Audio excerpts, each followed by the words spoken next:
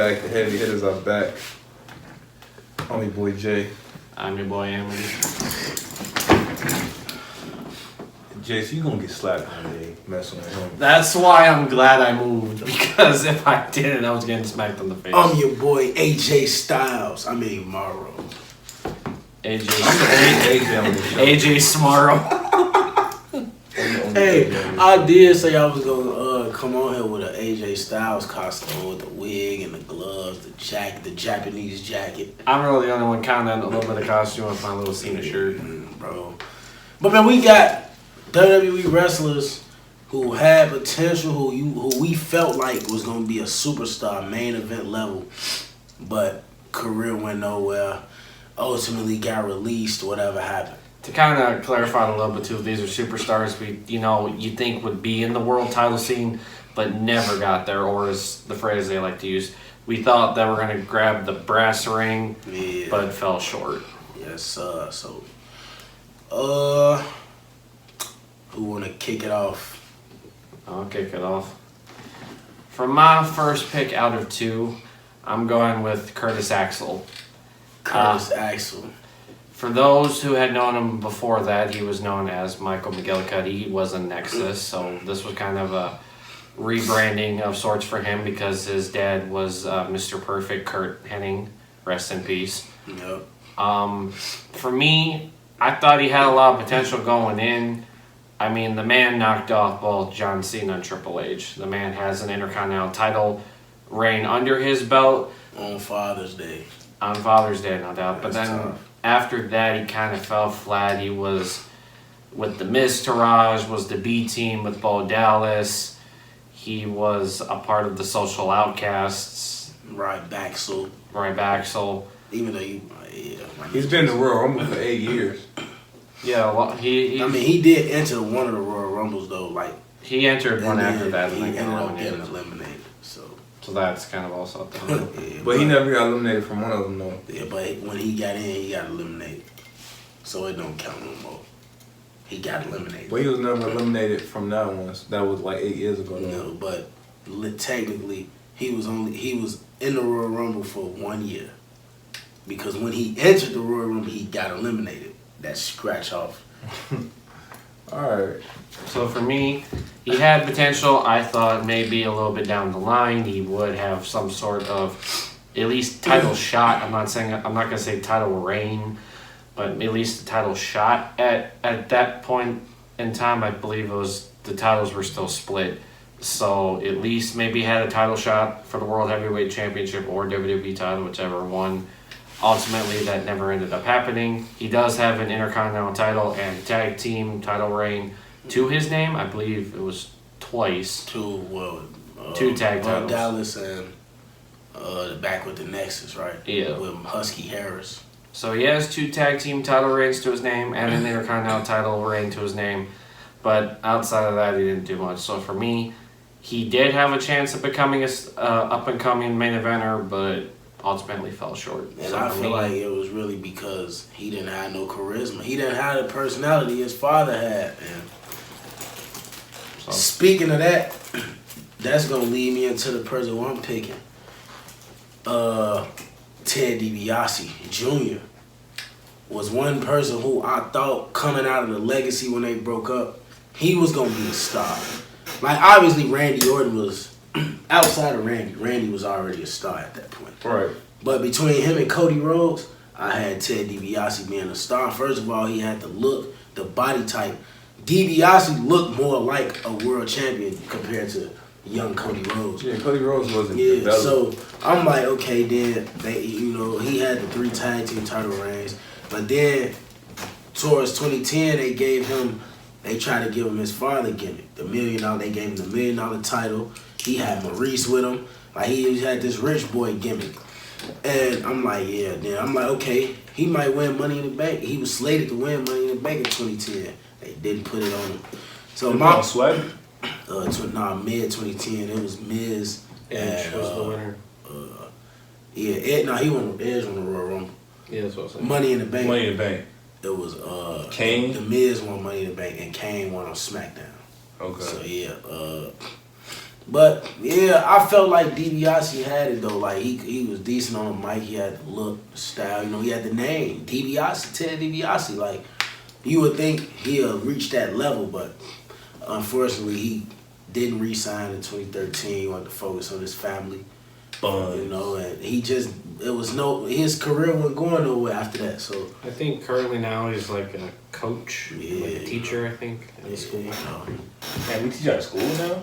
Yeah, or he's a coach for like a program. He kind of went away from wrestling. I mean, there's nothing wrong with that. There are wrestlers now that want to go and, be with their different families. stuff. Yeah, he picked his family over his career. And that's an honorable thing. Obviously, he knew his career wasn't gonna go that far. And by the time 2012 hit, he was a babyface that really wasn't over. Like nobody cared about him. The DiBiase posse, that didn't go nowhere. What was that? That was just like what he called. Like he'll have like stuff like outside the arenas before the show start, like tailgating parties, and he'll call it people the DiBiase posse. People will come to it. His fan base basically. That didn't go nowhere. So Cool. But yeah, that's one of my people who I felt like had potential to be a main eventer, and it didn't work out for him. I'm gonna go with real people who were like slated to be pushed and like seemed like they were gonna be pushed. And I don't know if it was self-inflicted or maybe some of both. Some of self-inflicted and falling out of grace. I'm gonna go with Ken Kennedy, Mr. Kennedy. I like Mr. Kennedy. Mr. Kennedy I felt like he was going that route. Mr. Kennedy had first of all, he could talk. He was over like the whole all that type of stuff. Yeah, chewing the gum, everything. Yeah. His character. Yeah, he was pretty slight. He was cool in the ring too though. But, he beat 6 world champions in like 6 months or something crazy in a year. Shawn Michaels. No, it was SmackDown, so it was probably like Batista, Undertaker, Booker T. There was a few people, Rey Mysterio. Yeah, Mr. Kennedy was decent. He was beating a lot of people. He was picking up a lot of wins. He had a match with he was in Eddie Guerrero's last match. He went on to win Money in the Bank, and then after that he got injured. Had to drop Money in the Bank to Edge. Then he was supposed to become Vince's illegitimate son. I think he failed a drug test. And then that was the end of Mr. Kennedy. I don't know what he was doing after that. After he lost Money in the Bank and all, I don't really know. But you kind of saw the potential or what they were trying to do with him in the beginning. And they said injuries and the drug tests and stuff like that. Yeah, drug tests. He backstage, he dropped Randy Orton on his back hard. Yeah, you can't do stuff like and that. And then it was just like, but that's a good one because Kennedy won Money in the Bank. Like they had him, they knew they wanted him to be that. They called it on commentary. He beat 6 world champions in like 6 months. And then like you said, he was slated to be Vince's illegitimate son in that storyline. When Vince blew up in the limo, obviously Benoit passed and they messed it up. Right. But even that alone, like Vince was gonna make you his illegitimate son. He was gonna probably run Raw, all that while Vince was on TV for all that. He was gonna go crazy. Yeah, it was probably gonna be like a year storyline. That's tough. Now for me, as I'm always the one that has to reference outside promotions, he did have a prominent run in TNA. He was rebranded as Mr. Anderson, not Mr. Kennedy. He kept his whole with the mic and everything. He still did that like he did. He actually did win the TNA World Heavyweight Championship, I believe at least once. Yeah. So he Aces did it. and Eights. He was the vice president of Aces and Eights. That was probably his best thing he did over there. He was also the reason why they were disbanded as well. So he was also not only the vice president of Aces and Eights, but he also had the stable ended. Had a good match against Bully Ray. They had a casket match. Yeah, see, that was on TNA too. Bully Ray couldn't even fit in the casket. He had to literally slam the lid on top of him, and even when the bell rang, the lid just fell right off. Bully Ray was massive. Man. But he had a lot of good matches. Like I said, he was world champion. So for me, he wasn't prominent and did all that in WWE, but I'm at least glad to see he did get at least a world title in TNA. So Where did he not meet his potential? WWE, he like you had said with the drug test and everything. Oh, you just piggybacking off what I'm saying. Yeah, like he wasn't able to get with WWE obviously because of everything that happened. But when he got to TNA, he kind of, I would say it was a little bit of a career rejuvenation kind of thing where it kind of gave him that fire and everything. I did see you won the world title over there. Yeah, he did. So you agree with him that Mr. Kennedy was like one of them ones who... He could have had it in WWE, don't get me wrong. He very well could have, but like he said, because of everything kind of going on behind the scenes. Self-inflicted behind the scenes, it wasn't the case in WWE. But I think when he got released, he kind of recognized that and was able to figure out like, okay, hey, this was something wrong. Mm-hmm. I'm going to prove myself here, which he very well did. I don't know if he still wrestles at all. Right. That I don't know. But I do know he did have a prominent run in TNA. So if the self-inflictions didn't happen in WWE, he very well could have been a multi-time world champion and everything else. He had the briefcase. He brought up. He was going. Yeah, he was most definitely one of the big things. So now that you piggyback to what I said, do you got? Do I have a second one? No, I thought you was just going off what I thought. We was talking about people, I mean, he probably just agreed with what you said. I was agreeing with what you were saying. Like he had the potential. He could have been a man. So it's on bro time, right? Oh, okay. Yeah. So I got one more who I feel like should have been world champion from day one. He had all the tools, charisma, mic skills, body look, in-ring skills. I'm talking about Wade Barrett. Oh yeah. Man. He did get a title match, though. He did. Yeah, he got an opportunity. Where did things go left? I feel like with Wade, because clearly his first major feud was Cena all back. Like, John Cena was his first feud. And, you know, the Nexus lost their big match. They debut at SummerSlam, whatever. But as an individual, I just feel like 5 Intercontinental Championship reigns wasn't enough to like, for Wade Barrett, bro. And that's why he walked away in 2016. Not only because of that, he obviously wanted to be an actor and all that, but I feel like he was one wrestler that had ability. Like, I could have seen him in 2010 being WWE champion at that time. And he fed in with the...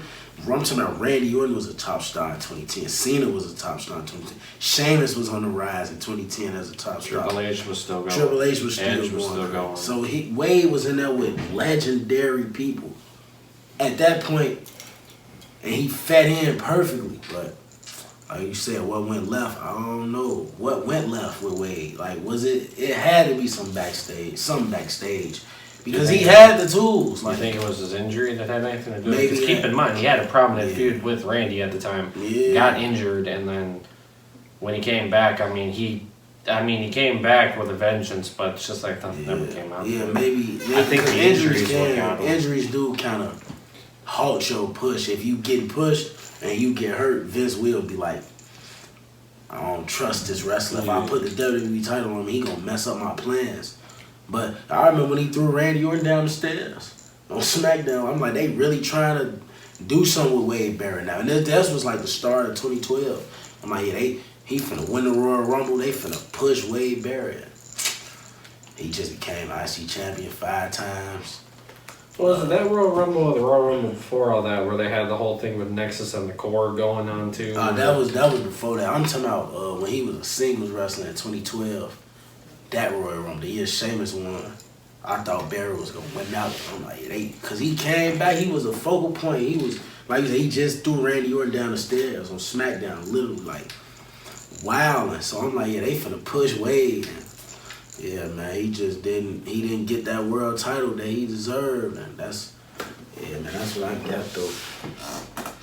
Alright, so for me, my second and final pick is the other half of Ryback Soul. I'm going with Ryback. He was Skip Sheffield and was in the Nexus, and then he kind of went off. He came back as Ryback, had an undefeated streak that went for how long? I think a couple months. Knock off Goldberg. He says knock off Goldberg. Kmart Goldberg. Little Ryback. Yeah. Was getting up there. For me, I think when he ended up, for me, where I think he started falling off was he had the match against Punk at Hell in a Cell. Obviously, we know Brad Maddox got involved, ended up having a screwy finish. Then Survivor Series happens, then the Shield gets involved. And then just kind of after that, he just kind of started, But he was getting a lot of shots, but he kept getting screwed every time. Like, it was the Shield. Somebody was screwing him, though. It's like in the background, I feel like Vince wanted to pull the trigger and say, hey, we'll put it on him. But then it's just like something just came in and it was just like, okay, Maddox gets involved. Shield gets involved. And then after that, I mean, he had an Intercontinental title reign. He teamed with Ryback, or with Curtis Axel. I don't think they got a tag team title reign. He had one IC title reign. That was like in 2015. And it really wasn't even that long. Like, I don't even know what he did. I mean, he had that match against Mark Henry, which they built that match up insanely. Like, they had it where they both tied the world record for the most, like... And that was his first major feud in 2013. That was WrestleMania, his first WrestleMania. And even that match, how it ended, he would have had it, but then I think Mark Henry fell on him. He fell on him, and that was just it. Like, he lost to Mark Henry in 2013. That, I think, truly is where everything... That's after the Hall of Fame. And that's after Mark Henry dominant run. Like, at that point, Mark Henry was... just OG legend. And he lost his first WrestleMania to Mark Henry. But Mark Henry did do that classic fake retirement segment that same year and then fought Cena for the WWE title. So crazy. Maybe Mark was still, I don't know, they were still trying to make Mark serious, but Ryback should have won that match. Ryback should have won, and then just after that, he fell flat. He went from the main event to a mid-card to what I feel like towards the end was damn near a jobber. Yeah. At that point. But they did kind of try to bring him back in like 2014 when he came back and he joined Team. Yeah, off that injury, he came back babyface. And he was like kind of getting a little hot again. That's when he won the IC title, like going into 2015. Yeah, because then he teamed with Cena against the Authority. Yeah. Right, so they were like, because the Team Authority and Team Cena was fighting like, hey, come over here. Right, trying to pick him, and he picked Team Cena. He turned face, so yeah. I mean, he did have a good showing in that match, but then after that, it was just like... I don't remember what he did after that, but I just remember that. Like, they were trying to make him like, we need Ryback. No, we need Ryback. Yeah, he just went downhill. Kalisto was beating him every week on SmackDown. And then he started wearing the tights. He started wearing the RVD, the singlet. Yeah. He started wearing like black tights like Goldberg. Had the weight belt like Cody does that he'd wear frequently down to the ring all the time. I think he kept it on during some of his matches. Yeah, Ryback. Then he was dangerous too. Like, he was a dangerous worker. Like, you saw how he was doing CM Punk, like destroying him. Like, I think Punk even came down and said, "Yeah, that's not someone I'd work with again." Because he almost got hurt. He was on that with him. And you know how CM Punk is. Crying and stuff. He complained about everything. So that situation, like when he's supposed to press slam him through the table, and he threw him off the corner of the table, like it didn't break. And CM Punk was already fighting through injury the whole 2012, the whole WWE title reign. Ryback press slammed him off the stage through the table, right on his back. CM Punk wasn't having it. He like, this just turned on that podcast. I'm like, yeah. So shortly after that, he was released, and he hasn't really been seen in the wrestling scene since then. These guys Feed Me More podcast that he does, but talking crazy on there about everything. But that's pretty much it. There was rumors that he might go to AEW, but that was rumors. Nothing has. AEW would sign him though. They sign anybody who's in WWE. Yeah, but I think with everything that happened with Punk, you bring in Ryback, someone that Punk did not have a good working relationship, you're going to cause more. There's already enough drama in that locker room. Why not bring more in there? Like, you trying to destroy the company. It's already on the downfall. People are already saying Punk already had started destroying WWE, is now AEW, just every promotion he's going to. He's trouble. Like, he a great talent, but he a cancer, bro. He like Kyrie. In the ring, he's okay, but outside the ring, But for me, going back to Ryback, not Punk, Ryback, I thought he had it. He deserved a title reign with everything he did. I don't know about deserve. Or at least a title shot. He was buns. He got a couple of title shots. He had a few. I feel like what they did was, like they say, people thought of Goldberg when they saw him because he was bald and big. I didn't see him as no fake Goldberg. Like, I didn't even think of Goldberg when I seen him. I'm like, people were saying that. I'm like, what? Goldberg? No. I mean, we started wearing the black tights towards the But, end like, and stuff. Ryback to me he was just big. Like, he was cool. He cut a couple of promos that was like, okay, this decent. The one promo he had where he talked about how he broke his leg or Raw, something, yeah, that was tough. That was decent. But he ain't had that much personality though. Like, and personality is a big thing about with Vince. Like, that's how you gonna see if you could get over. Right. Like, I think as a face, his promos weren't too bad, but when he was a heel, he was just trying too hard. Yeah, like you trying to get that heat. You know, as a face, you can be yourself because you really telling your story. Like you said, that promo about his injury, that's real. He telling his story as a face, and the fans was rocking with it. But yeah, man. all right, man. I'm gonna go with my last one. I think I told you this. I might have told you this. A dude who I really felt like should have been world champion and didn't get his just due. Going with Carlito. Oh, I thought you was going with MVP. Nah. MVP was nice too. Carlito had the in-ring ability, had the promo ability, could play a good heel. I thought he was a slight baby face. So where did things go wrong with Carlito? Man, I don't know about that. But he did have some addictions. And there was another thing. And then they were like, I don't know. I think he had an injury or something, but he did have some drug problems. And you think about it, okay, first his debut match on SmackDown, what'd he do? He beat John Cena. He beat John Cena for the U.S. title. He get drafted to Raw. First night on Raw, what'd he do?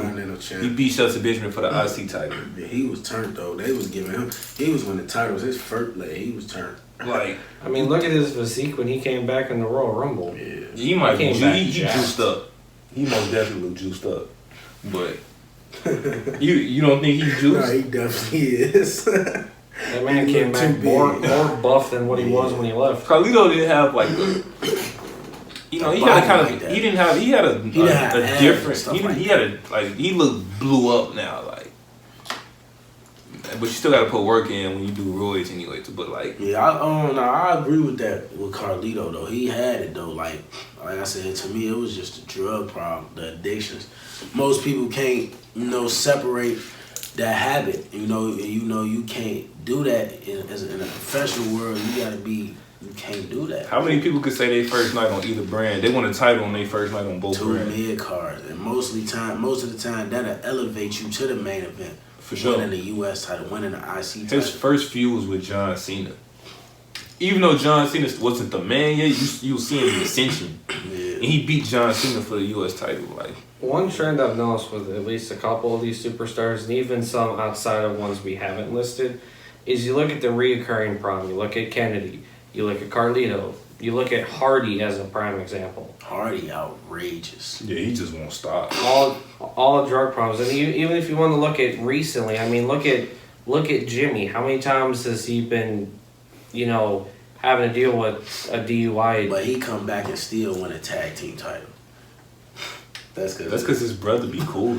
probably man. That's because the tribal chief. He's running the That table. family name too. Like he not Vince. Like the Usos. As much stupid stuff one of them do, they the greatest tag team in the world, bro. So And the Samoan dynasty is the richest wrestling dynasty that there is, kind of. yeah, they can keep getting in trouble. They still gonna get pushed. That's the Usos. But yeah, drug problems a big thing. Why a lot of wrestlers didn't get Jack Swagger. Problems. Jack Swagger was world heavyweight champion, but a drug issue made him not get the second push that he was He supposed smoked to get. some weed. He got caught with weed.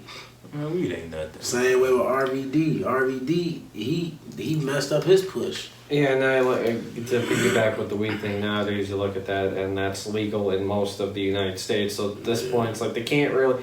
Even WWE came out that's like, yeah, we're not really penalizing you anymore if you're smoking. Just don't be, under the influence, while competing. It's just a bad look too on the company. Like, It's a professional business worldwide. You gotta get punished if you doing that. Like, I mean, but I feel like you do what you want to do. Like, I make millions of dollars. I'm a grown person. You can't control my life just because I work for you. Like, you know.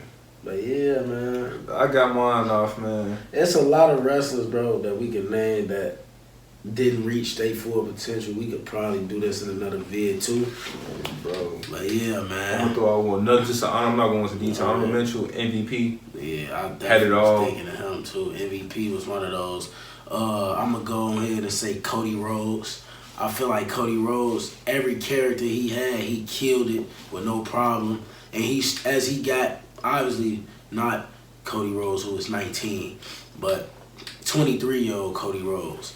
That Cody he showed potential too, that he could have been a main eventer and they didn't run with it. But now we got the American Nightmare, so we good, I think. For me, even though obviously in a previous video we were already talking about him kind of building his image, for me, I'm just going I'm going with Karrion Kross just because, at least as of these last couple of years that we've seen him on television, he had a predominant run with the NXT title. They bring him up to the main roster. He fell flat. Now they brought him back and they're building him up. The one thing I'm worried about is they're not going to use him to his full potential. He got time, though. Yeah, I feel like with Trips under the rim, I feel like he going to build him up the right way, just how he did him at NXT. Karrion Kross, in my opinion, going to be champion one day. I don't know. He's someone to watch out for and look out for. He gonna be cold. I like him though. I mean, he aggressive, he intense, he big. I like him though. You know. You suck. Yeah, man. But that's the end of this video, man. Make sure y'all hit the like button, subscribe, man. Do y'all thing. I'm your boy, Morrow. I'm your boy, Amity. Money making jam. We out. We out.